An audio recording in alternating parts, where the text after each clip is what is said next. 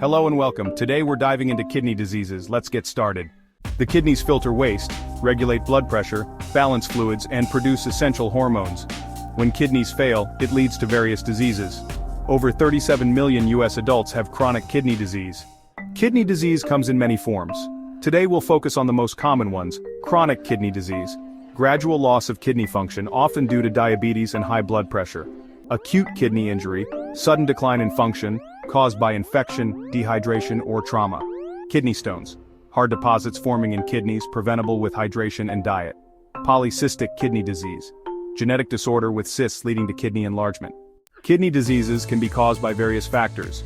Common risk factors include diabetes, high blood pressure, family history, age, and obesity.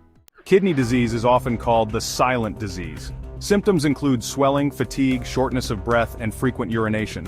Early detection through blood and urine tests is critical. If you suspect kidney disease, your healthcare provider may recommend several diagnostic tests. Blood tests measure creatinine levels, urine tests check for protein, imaging tests visualize kidneys. Treatment for kidney disease depends on the type and stage.